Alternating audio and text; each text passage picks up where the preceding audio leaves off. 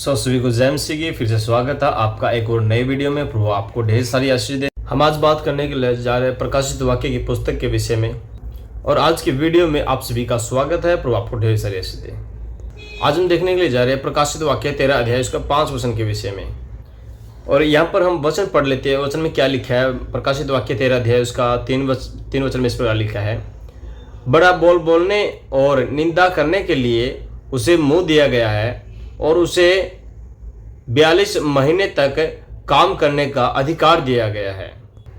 इस वचन के अंदर 2 पॉइंट है। वो 2 पॉइंट क्या है कि एक है बड़ा बोल बोलने के लिए उसको मुंह दिया गया है, और दूसरा पॉइंट है कि उसको 42 महीने तक के लिए काम करने के लिए अधिकार दिया गया है।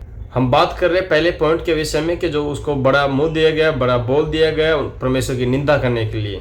यहाँ पर सवाल उठता है कि वो मुंह बड़े बोल बोलने वाला और निंदा करने वाला मुंह किसको दिया गया? मुंह देने का अर्थ है कि जैसे कि आप किसी बात को किसी और व्यक्ति को बता रहे हैं, ये मुंह देने की बात है। अब आपके संदेश को कोई और बताता है, इसको बड़ा मुंह देने की बात कहा गया बाइबल में। इसका उदाहरण बाइबल में बड़ी अच्छी रीति से मिलता है। जब आप वचन में पढ़ते हैं निर्गमन 4 अध्याय उसका 10 से 17 पद तक पढ़ते हैं, इसमें परमेश्वर मूसा को बुलाता है कि इजराइलियों को मिस्र के गुलाम से निकाले। जब मूसा परमेश्वर से बात कर रहा होता है तो मूसा बोलता है मुझे बोलना नहीं आता, मैं बोल का भद्दा हूँ, मुझे बात करना नहीं आता। तो परमेश्वर बोलता है कि मैं तेरे भाई को चुनता हूँ। और परमेश्वर इस बात से, मूसा की बात से क्रोधित होता है कि वो जानता था कि ये बोलने में निपुण नहीं है, फिर भी वो बोल रहा है कि मैं बोलने में निपुण नहीं हूँ करके प्रभु के आगे बोल रहा है। मगर इसके बाद भी वो फिर भी परमेश्वर उसको चुनता है उसके काम के लिए। और हम भी ऐसा बहुत बार करते हैं, जब परमेश्वर के काम के लिए बात आती है तो हम बोलते हैं कि मैं बोल नहीं सकता या फिर मैं कर नहीं सकता। ऐसे हम बहुत सारी बातों को प्रभु के लिए बोलते हैं। हम बहुत सारी कमजोरी अपनी प्रभु के कामों के लिए दिखाते हैं कि मैं ऐसा नहीं कर सकता, मैं ऐसा बोल नहीं सकता, मैं ऐसा काम नहीं कर सकता। मैं आपके लिए एक वचन पढ़ता हूँ निर्गमन 4 का 16 में इस प्रकार से लिखा है, और वह तेरी ओर से लोगों से बातें किया करेगा और तेरे लिए मुंह, और तू उसके लिए परमेश्वर ठहरेगा। तो यहाँ पर परमेश्वर उसके भाई को चुनता है। वो बोलता है मैं तेरे भाई को चुनता हूँ जो कि तेरे मुंह के शब्दों की बातें वो बोला करेगा। अब परमेश्वर उसके भाई को हारून को चुनता है कि उसके मुंह से होकर के वो बातें करे और तू उनके बातों के द्वारा परमेश्वर सा ठहरेगा। और यहाँ पर हम क्या देखते हैं? हारून बात कर रहा है लेकिन वचन बोल रहा है कि तू उनके बीच में परमेश्वर से ठहरेगा, क्योंकि जो वो बातें मूसा बोलने वाला था वो बातें हारून कहता है, और मूसा की जो बातें है वो हारून के मुंह के द्वारा की जाती है। हारून जो है मूसा की बातें किया करता था, मूसा के मुंह की बातें किया करता था। आज आप इस बात को समझे। इसी रीति से जो समुद्र से निकला हुआ अजगर है अर्थात शैतान का मुंह, इटली का राजा या प्रधान जो है वो पोप है। ये पोप वो मुंह है। आज इस वीडियो में अच्छे से समझेंगे और आप अच्छी रीति से समझ भी ले। गिनती की पुस्तक 22 अध्याय और 23 अध्याय 24 अध्याय को पढ़िएगा। यहाँ पर राजा बालक ने बिलाम को जो है इजराइलियों को श्राप देने के लिए बुलाया, और यहाँ पर बालक राजा बोलता है कि मेरी ओर से तू उनको श्राप दे करके बिलाम को बोलता है। और हम यहाँ पर क्या देखते हैं? बिलाम श्राप नहीं दे रहा था, श्राप बालक राजा दे रहा था, जो कि बिलाम के मुंह से होके निकल रही बातें। क्योंकि राजा बालक जानता था कि बिलाम आशीर्वाद दे तो उनको आशीर्वाद मिलता है, अगर वो श्राप दे तो उनको श्राप मिलता है। इसलिए बालक राजा ने बिलाम को चुना श्राप देने के लिए इजराइलियों को। और यहाँ पर गिनती 22 का 6 में देखते हैं तो वो बोलता है मेरे नियमित उन लोगों को श्राप दे करके, इस प्रकार से बालक राजा बोलता है। और यहाँ पर बिलाम क्या बोलता है कि जो परमेश्वर मेरे मुंह में बात डालेगा, जो परमेश्वर मेरे मुंह से कहलवाना चाहेगा, मैं वही बोलूंगा करके बिलाम बोलता है। और बिलाम बोलता है ये नहीं कि जो तू बोलेगा मैं वो करूंगा करके बोलता है। और परमेश्वर ने बिलाम को समझा करके भेजा था और वो उस पर क्रोधित भी हुआ था। और आप जानते हैं बिलाम की गदी ने उसको बचाया था। मनुष्यों की भाषा में उसने उनसे बात की थी बिलाम से। वो परमेश्वर के दूत को देख रही थी गदी, और बिलाम की आंखें उस समय बंद थी और वो गधी उस स्वर्ग के दूत को देख रही थी। अब ये बाइबल के उदाहरण में इसलिए आपको दे रहा हूं ताकि आप ये समझ सके कि मुंह से बोलना, मुंह का शब्द देना क्या होता है। ये रेफरेंस आपको बाइबल से दिए गए। और तीसरा रेफरेंस हम यूहन्ना दाता का देते हैं, और यूहन्ना बपतिस्मा देने वाला कहता है मैं मार्ग में, मैं जंगल में पुकारने वाले का शब्द हूँ, वरन जैसे हम देख सकते हैं वचन में लिखा है, यूहन्ना रचित सुसमाचार 1 अध्याय का 23 वचन में लिखा है, उसने उनसे कहा मैं जैसा यशायाह भविष्यवक्ता ने कहा जंगल में एक पुकारने वाले का शब्द हूं कि प्रभु का मार्ग तैयार करो। अब पुकारने वाला क्या है? वो कह रहा है मैं पुकारने वाले का शब्द हूं। इसका मतलब पुकारने वाला कोई और है, और पुकारने वाला कौन है? वो है यीशु मसीह। पुकारने वाला यीशु मसीह है। और ये यूहन्ना बपतिस्मा देने वाला यीशु मसीह का मुंह बन करके आया, जो इस मसीह का मार्ग तैयार करने के लिए आया। ये है मुंह की परिभाषा, जो कि आपने 3 रेफरेंस में जाना है। और मरकुस 13 अध्याय इसके 11 वचन में हम देखते हैं, क्योंकि बोलने वाले हम नहीं, पवित्र आत्मा है।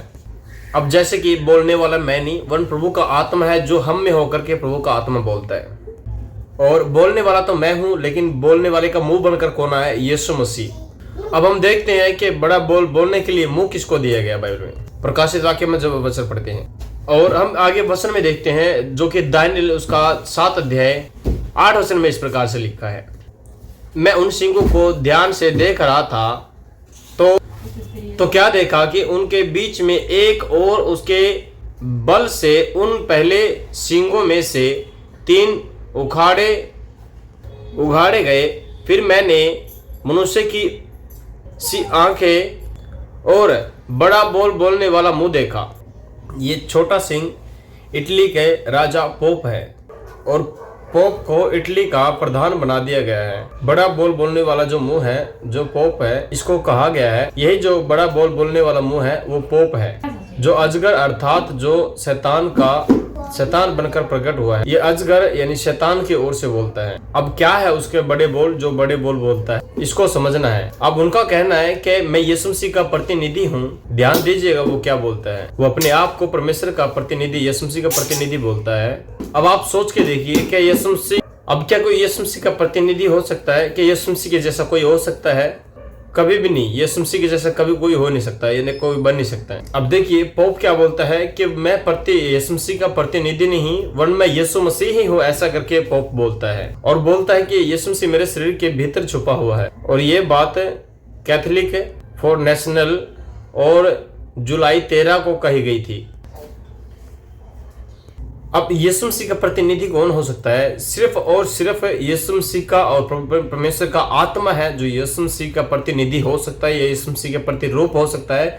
और मनुष्यों में से ऐसा कोई नहीं है जो यीशु मसीह का प्रतिरूप हो सके या फिर यीशु मसीह का प्रतिनिधि बन सके। और परमेश्वर के आत्मा के अलावा और कोई भी ऐसा नहीं कर सकता। परमेश्वर का यीशु मसीह का प्रतिनिधि कोई बन नहीं सकता है, क्योंकि प्रभु यीशु मसीह का वचन कहता है हर एक पापी है, और यीशु मसीह बोलता है कि हर एक ने पाप किया और सब परमेश्वर की महिमा से अनजान है। प्रभु का वचन इस प्रकार से बोलता है। इसलिए कोई भी मनुष्यों में से तो कोई भी यीशु मसीह का प्रतिनिधि नहीं हो सकता है, और यीशु मसीह के अलावा कोई भी यीशु मसीह का प्रतिनिधि नहीं हो सकता है, क्योंकि सब ने पाप किया और परमेश्वर की महिमा से अनजान है। और आप और मैं और जितने भी पोप है, उन सबों में पाप है और पाप से जन्मे हुए हैं। लेकिन एकमात्र यीशु मसीह है जो पवित्र है, और पवित्रता के अनुसार वो रहा, और उसमें 1% पाप नहीं पाया गया। इसलिए यीशु मसीह को पवित्र और शुद्ध मेमना कहा गया है। और यीशु मसीह वध होने के लिए आया, वही हमारे पापों को हर ले गया। और पहला जो बड़ा बोल उसने बोला है पोप ने, यही है कि वो अपने आप को बोलता है कि मैं यीशु मसीह का प्रतिनिधि हूँ, या फिर मैं यीशु मसीह हूँ, यीशु मसीह मेरे अंदर वास करता है। ये बहुत बड़ा बोल है। अब वो क्या बोल रहा है? अपने आप को, स्वयं को ही प्रभु बोल रहा है, वो स्वयं को ही यीशु मसीह बोल रहा है करके हम देखते हैं। अब मैं एक और बात आप क्लियर कर रहा हूँ। जो वचन बोलता है, वचन को बदलना या फिर वचन को घटाना, व्यवस्था विवरण 4 अध्याय उसका 2 वचन, यहाँ पर हम आपके लिए वचन पढ़ते हैं, सुने। जो आज्ञा मैं तुमको सुनाता हूँ उसमें ना तो कुछ बढ़ाना और ना कुछ घटाना, तुम्हारे परमेश्वर यहोवा की जो आज्ञा मैं तुम्हें सुनाता हूँ उन्हें तुम मानना। यहाँ पर इस प्रकार से वचन में लिखा है। फिर हम देखते हैं व्यवस्था विवरण 12 अध्याय उसका 32 वचन में इस प्रकार लिखा है, जितनी बातों की मैं तुमको आज्ञा देता हूँ उनको चौकस होकर मानना करना, और ना तो कुछ उनमें बढ़ाना और ना उसमें कुछ घटाना। यहाँ पर इस प्रकार से लिखा है। प्रकाशित वाक्य 22 अध्याय उसका 19 वचन। यहाँ पर हम देखते हैं, यदि कोई इस भविष्यवाणी की पुस्तक की बातों में से कुछ निकाल डाले तो परमेश्वर उसे जीवन के वृक्ष और पवित्र नगर में से, जिसका वर्णन इस पुस्तक में है, उसका भाग निकाल देगा। तो यहाँ पर इस प्रकार से लिखा है। अब देखिए वचन में क्या लिखा है। तो प्रभु का वचन साफ साफ बोल रहा है कि तुम वचन में से ना तो कुछ घटाना ना कुछ बढ़ाना, इस प्रकार से बोल रहा है। चाहे वो पुराना नियम है, चाहे वो नया नियम है, हम इन पुस्तकों में से एक भी वचन ना तो घटा सकते हैं ना ही बढ़ा सकते हैं। चाहे परमेश्वर की आज्ञा हो या फिर परमेश्वर का कोई भी वचन हो, हम उसमें फेर बदल नहीं कर सकते हैं, अदल बदल नहीं कर सकते हैं। और परमेश्वर ने ये स्पष्ट रीति से एक आज्ञा हमको दी है कि ऐसा तुम ना करना करके। ये भी प्रभु की एक आज्ञा है कि कोई भी आज्ञा ना टालना, ना कोई बदलना, ना कोई इसमें अदल बदल के कारण कोई भी प्रभाव डालना। अगर आप इस वचन में से कुछ घटाते हैं या इस वचन में कुछ ऐड करते या कुछ जोड़ते या इसमें से कुछ निकालते तो आप परमेश्वर के क्रोध के अधिकारी होंगे और आप परमेश्वर की निंदा करने वालों में शामिल हो जाते हैं। परमेश्वर के वचन में घटाना या फिर बढ़ाना या फिर निकालना वो परमेश्वर की निंदा करना है। और जो कोई इन वचनों को घटाता है या बढ़ाता है वो परमेश्वर की निंदा का कारण हो जाता है, निंदा करने वाला हो जाता है। अब हम क्या देखते हैं कैथोलिक की बाइबल में और जो हमारे पास बाइबल है उसमें 10 आज्ञा दी गई है। निर्गमन 20 अध्याय उसके 17 वचन तक हम देख सकते हैं। जो परमेश्वर ने 10 आज्ञा दी गई है वो कैथोलिक बाइबल में भी सेम ऐसे ही दिया गया है। और उनके द्वारा एक कैटेकिज्म की किताब जो लिखी गई है उनमें जो 10 आज्ञा है वो बिल्कुल ही अलग है, वो बदल दिया गया पूरी रीति से 10 आज्ञाओं को। अब सबसे पहले क्या है, निर्गमन 20 अध्याय उसके 4 से 6 वचन तक आप पढ़ेंगे तो वहां पर आपको तो उन्होंने वो दूसरी आज्ञा को उन्होंने नहीं लिखा। अब दूसरी आज्ञा क्या है, जो दूसरी आज्ञा है उसमें जब आप पढ़ेंगे तो उसमें लिखा है किसी प्रकार की मूर्ति बनाकर, चाहे वो आकाश में हो, चाहे वो जमीन में हो, चाहे समुद्र की हो, चाहे कैसी भी मूर्ति बनाकर आप उसकी उपासना या सजदा या आराधना ना करना करके वचन में लिखा है। और कैथोलिक वालों ने क्या किया, वो उस आज्ञा को उन्होंने हटा दिया और हम क्या देखते हैं, मरियम की मूर्ति को उन्होंने बना दिया और यीशु मसीह की मूर्ति को बना दिया।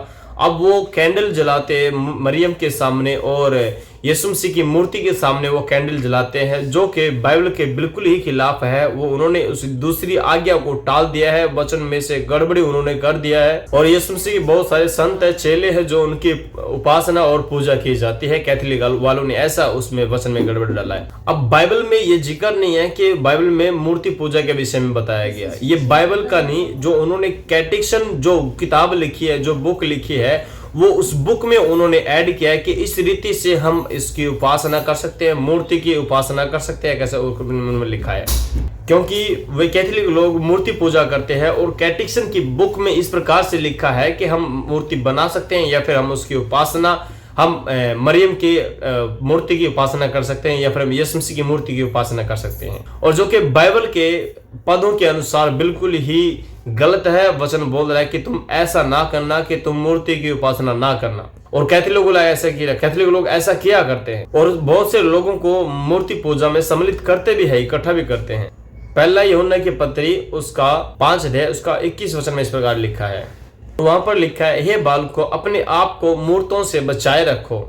और पोप ने मूर्तों में लोगों को डुबो दिया है और आज लोग मूर्तियों की उपासना में डूब गए हैं। वे मरियम की मूर्ति की उपासना करते हैं, वे यीशु मसीह की स्टैचू की प्रार्थना करते हैं और उसके सामने मोमबत्ती जलाते हैं, और जो कि बाइबल के बिल्कुल ही खिलाफ है। फिर उन्होंने क्या देखते हैं, जो आज्ञा थी 10वीं आज्ञा के उन्होंने 2 भाग कर दिए हैं। और 10वीं आज्ञा में क्या है कि तू दूसरे के घर का लालच ना करना, दूसरे की स्त्री का, दूसरे के बैल का, दूसरे के पशुओं का लालच ना करना, इसका प्रकार प्रभु ने वचन में बोला है। और वहां उन्होंने जो कैटेकिज्म की जो किताब में डाला है, उन्होंने कहा है कि तू किसी की स्त्री का लालच ना करना। और दूसरी आज्ञा उन्होंने ऐड की है कि तू अपने पड़ोसी की वस्तुओं का लालच ना करना। तो आज्ञा एक ही है, दो उन्होंने खंड कर दिया, अलग अलग कर दिया है आज्ञाओं को, जो कि आज्ञा एक ही है। प्रभु के वचन में इस प्रकार लिखा है। तो ये था आज के वचन का संदर्भ। अब आपने देख ही लिया होगा कि किस प्रकार से शैतान पोप के मुंह के द्वारा कार्य कर रहा है। वो अजगर जो निकला था वो यही है, पोप ही है, जो अपने बड़े बोल बोलने के लिए जाना जाता है। और यही है जो बाइबल में और वचन में गड़बड़ डालता है, और यही है जो वचनों को तोड़ता मरोड़ता है। तो अगर वीडियो अच्छी लगी है तो हमारी वीडियो को लाइक करें और शेयर करें और कमेंट करना ना भूलें। प्रभु आपको ढेर सारी आशीष दे और हमारे चैनल को सब्सक्राइब जरूर करें। सभी को जय मसीह।